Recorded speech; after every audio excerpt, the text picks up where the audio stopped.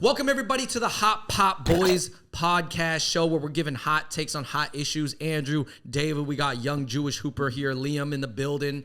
What we're going to be talking about right now is the hottest debate in the internet basketball world right now, which is Giannis, who is not considered a hooper, has just won the championship. He's at the top of the world. He's the best player in the world right now. Most people agree, but he's not a hooper. And he's more of a basketball player. And this is being debated because people have take the term hooper very, very seriously. And it's very specific on what that means.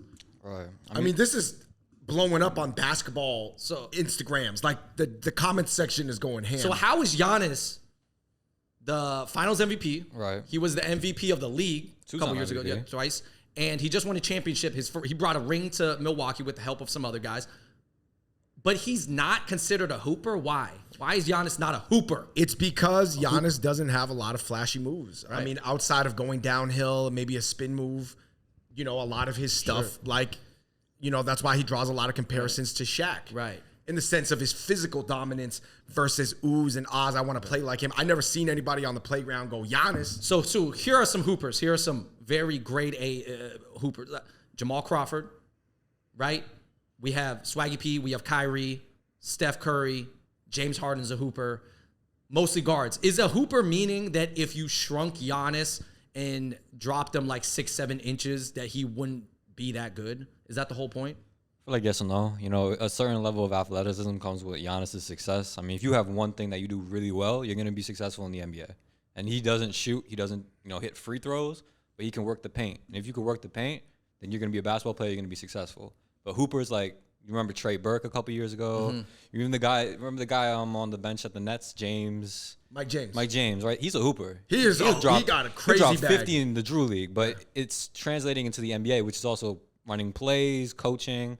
Like, hoopers are not as easy to coach, They're like street ballers. They're going to get the 1-2, hit the shot. They got the crazy ISO moves. The Nick Youngs and the Michael Beasleys. Right, we're naming some great hoopers that don't really have a place in the NBA. And obviously, there are some people who are both Jamal Murray, both a hooper and a basketball player. player. Trae Young. Kyrie, come on.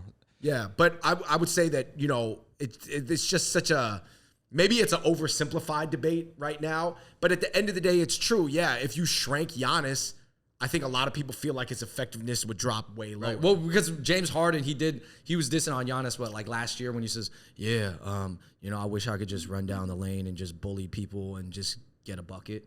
And that was kind of shots. He said that takes no skill. Yeah, that takes no skill. And he said, now, Giannis obviously has skill. But what James Harden is trying to say is like, he has a lot more skill than Giannis. Yeah. And Giannis is using his reach, his length, his wingspan, his athleticism to just run down the lane. Because is it comparable to Shaq, Liam, or no?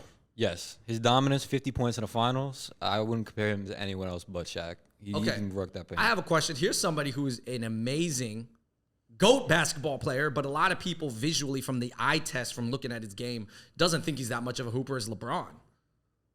LeBron's I think kind of a hybrid. See, people you wouldn't use that word hooper to describe LeBron as the first word. Because LeBron's bad, he doesn't have the crossover as much. His game, his shots are real rigid. He does that very clunky looking. He does game.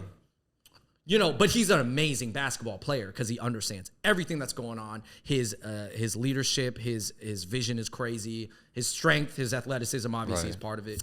Man, I just think so. What's this infatuation with hoopers, though? Why we care so much?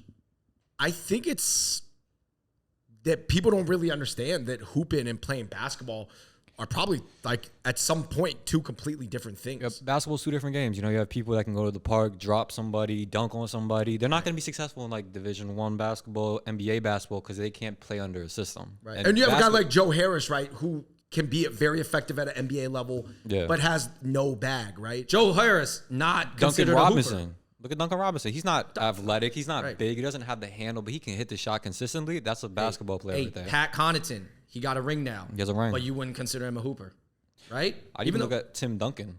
He was a basketball player that was the MVP. See, that's crazy because Duncan is one of the best power forwards of all time, but you're saying he's not considered a hooper. No, I mean, you look at his game, it's fundamental, it's crisp, it's clean. That's what a professional basketball player looks like. Yeah.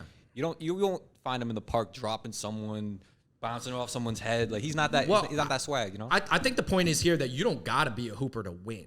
No. And we all played with people at the park. Maybe some of our games ourselves, we're not the biggest hoopers, but if you just know how to win games, that's really at the core of it the most important. Everything after that is flavor. It's how you get your buckets. It's more like highlights, tricks, you know, the tween, hezzy pull.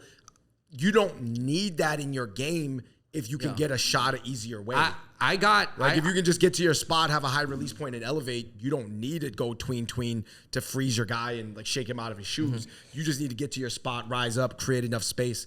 You know, sort of like D-Book. D-Book, it's like he's both, but like he's not the fanciest player. He just gets to his spot. Yeah, I would say I think a lot of the people that are like commenting and feel very strongly about Giannis not being a hooper are people who obviously are low-level basketball players and try to play like hoopers and see that is that's the most glorious way to score, but they don't fully understand the game. I think it's a lot of kids who play 3-on-3. And I'm like, 3-on-3 is different than 5-on-5 full court. We all know this. Yeah, people it's a totally different game. There's no schemes. People would rather cross someone over than win a game. Like people would rather get that highlight that I'm on baller's life than win the game. And it's true. It's true. A lot of kids, unless you're kind of built like Giannis or built like LeBron, do not say they want to play like Giannis or LeBron. No one's like, no one says Giannis. No one's shooting their little paper into the bucket, being like 5, 6. Giannis. I think like it's hard for people to understand that there is some like Tom Brady like aspects to being good at basketball, because everybody thinks you gotta be more like you know, have the crazy tricks in the bag like that, and like, but at the end of the day, even though all the new quarterbacks in the NFL can run way better than Tom Brady and throw off the fly even better than Tom Brady, at the end of the day, Tom Brady's still the best because he's managing the game. Yo, can we say this? That it's just hard for a lot of people to stomach the fact that you don't have to look great to be great. I think of, like, when I hear that, I think of Spurs basketball. It's boring to watch. I'm gonna fall asleep watching a Spurs game, but back in the day, they were winning 3 straight championships. They're going out balling, beating LeBron in the finals. It's a boring system. Like, I'm not gonna go out on my way to watch Spurs highlight and watch Tim Duncan post up for 3 minutes. That's not what I want to do. But they're gonna win. You know. So let's take it. Like, would they consider Tony Parker having a bag? Because he had crazy footwork and spin moves, and he would push you with the basketball off your hip and do all types of crazy. That's Euro that European stuff. bag. That's that they got the No, swag. but it's Ginobili had a fundamentals. bag. Yo, Ginobili was more of a hooper. I feel like It's like Luka. That's because Ginobili's from Argentina. Yeah, Ginobili had the Yeah. crazy, but He had a Euro bag. He had a Euro Let's bag. zoom out for a second, all right, before we wrap this up. And it's just like, what does it mean for the game of basketball that the best players, the greatest players, can be people who don't look like hoopers? Because Kawhi don't really look like a hooper. He got more of a bag than he used to, but he's still a great player, and he won championships. Yeah, Paul George has more of a bag than Kawhi, but Kawhi is better than Paul George. PG is a hooper. Kawhi is essentially not really. So, but Kawhi is by all means. I think at the end of the day, guys, people have to understand that hoopers, like a Mike Beasley or a Dion Waiters, depending on the scheme that the defense is running, or like what the score of the game is, or the shot clock, you don't even have time to catch your rhythm with enough dribbles. And a lot of hoopers have to catch their rhythm. PG, that's why PG struggles as a second option coming off the curl, because he's not able to catch his rhythm. Right. But if you're a hooper that can only act, that's why I always said that PG was more talented than Jason Tatum. But I've noticed that Jason Tatum can catch the ball off the curl and doesn't need as much rhythm touches and rhythm dribbles to get into his zone. I agree. Right. So it's like a lot of people at the park, you have unlimited dribbles. Exactly. There's no shot clock. There's no shifting defense. Because I'm going to be honest, I think on IG with the whole basketball influencer, basketball personality thing blowing up, right? You got Friga. You even have earlier. You there's got like a million guys. T-Jazz. These guys, even Geo-wise, these guys all dribble a lot, and they look more like hoopers. But we don't know how good they are in the game. Jelly fam. Those are hoopers. Oh, man. Back in the day, Jelly Fam was the biggest thing in New York, and you have kids all across the city thinking that Jelly Fam, and in game, they want to jelly and miss a layup to win the game. Like, it's at a point, it's sometimes bad for the game, because you have people that want to emulate these skills, but it doesn't translate to 5-on-5 ball. Yeah, and I just think that a lot more of the top players in the NBA are less hoopers and more basketball players than you think. Yeah, look at MVP. Kawhi, LeBron, Giannis, Jokic. These are not guys that are even Luka. he has a bag, but it's a very Euro footwork driven Yeah. bag. It's not like a get low, tween, let it hang, float, Right. snatch. For sure. So I just think it's making people think about basketball. I think the conversation is healthy, and it's going to push people towards understanding basketball more as a whole holistic game. Because, guys, literally, you do not have to have a crazy bag to win a championship. 100%. You just don't. Look at Trae Young. I mean, he's probably the one out of the pack of hoopers that I would say had success in the playoffs this year. You mean as And you don't see that a lot. You don't see people that are just the one player on the dominant team that's just dribbling, pull it from half court. He won two rounds. Like, I mean, it's interesting to see a hooper succeed, but like, I don't think it's going to be universal. you can be a hooper and succeed, but you don't have to be a hooper to succeed.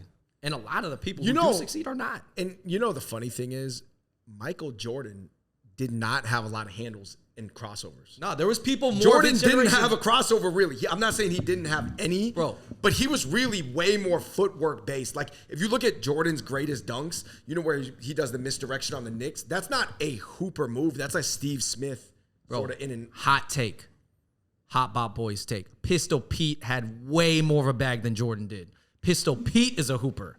Pistol P is Like he was like the first crazy hooper. because otherwise To just do the little things in the. because it's like if you only love having a bag. I mean, doesn't Jason Williams white chocolate have to be one of the Jason Williams, White Chocolate was a hooper. We love Jason Williams. But you wouldn't put him even top 20 point guards of all time. I wouldn't Not top even fifty. close. Maybe top 50. I don't want him right? on a championship. John Stockton. John Stockton. Top No 2 bag. point guards. No bag. Magic Johnson had a bag, though. See? That's why he I called mean, him you have Magic. these people that have the bag and they have the fundamentals, and like those are those hybrids. Like obviously we have LeBron. I mean, for instance, and you see success from those players because they have the handle, they have the step back, they have the little flash to their game, but they can translate into a winning franchise. You don't see that a lot. No. I mean, at the end of the day, here's my thing, guys. Hoopers versus basketball players. If you want me to win, give me a basketball player. If you want me to sell sneakers, Give me a hooper. give me a hooper. Obviously, somebody who's both is the best, though. It is true that the Hoopers get their own shoe. PG, Kyrie, KD. Luka don't have his own shoe yet. Tim Duncan only had one shoe. Tim Duncan, that was the like back MVP don't got in a the day shoe. when everybody had their own shoe. That's when Tim Duncan had their own shoe. Right. Nowadays, not that many, only a select few. Karl Malone had LA Gears. Hey, Karl Malone had LA Gears. Hey, Giannis got his own shoe line. Maybe he is a hooper. Anyways, guys, let us know in the comments down below. That was the debate between hoopers versus basketball players. What does it mean to be a hooper? This is, if you follow basketball, you know about this conversation going on right now.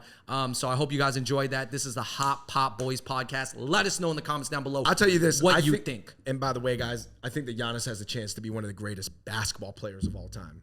For sure. Dominant. You can't beat that in the paint. Yeah.